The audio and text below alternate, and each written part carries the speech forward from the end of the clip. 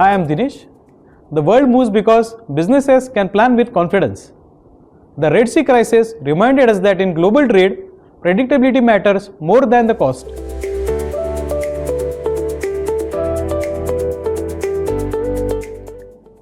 In my opinion, the Red Sea crisis did not change the game. It exposed how fragile the boat had been all along. We often talk about vessel delayed, container shortage, cargo claims, and rising freight cost. But one of the biggest consequences remain largely invisible: the growing pressure on global dollar liquidity as longer transit times tied up with working capital across supply chains. The crisis also accelerated cargo movements within the region, with trade shifting from ports such as Dammam towards Jeddah to maintain continuity. Our focus was never simply on keeping vessels moving. It was preserving the continuity of regional trade. We represent certain service which continues to provide uninterrupted capacity to Jeddah and Aqaba, thereby helping customers to sustain critical supply chain when many operators were scaling back Red Sea connectivity.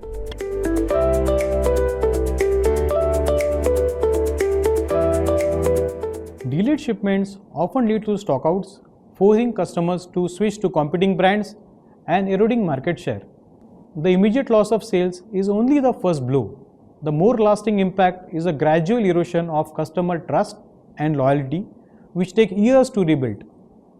Persistent supply chain instability also affects investor confidence. When disruptions become recurring rather than exceptional, market begins to question management's ability to deliver consistent operational performance, often resulting in institutional sell-off and increased financial pressure.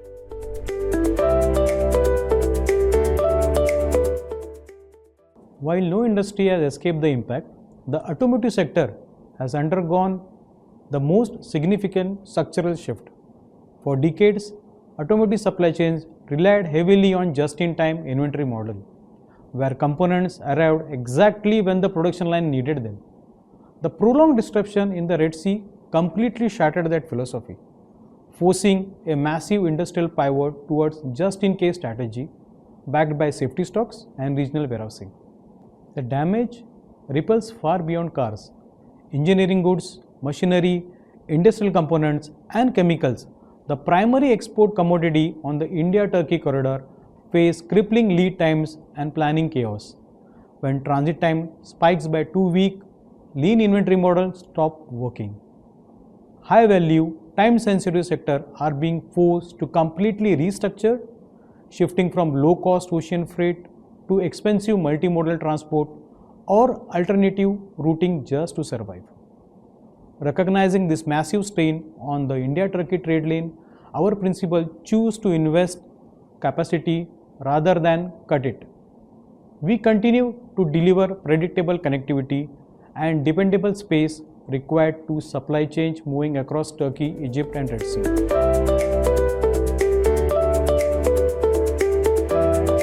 I don't believe businesses will simply return to pre-crisis supply chain models.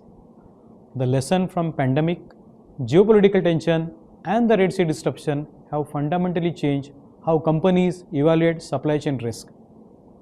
Rather than replacing just-in-time with just-in-case, most businesses are now adopting a hybrid model, combining lean inventory management with strategic buffers for critical products and components. This allows them to maintain efficiency while building resilience against future disruptions.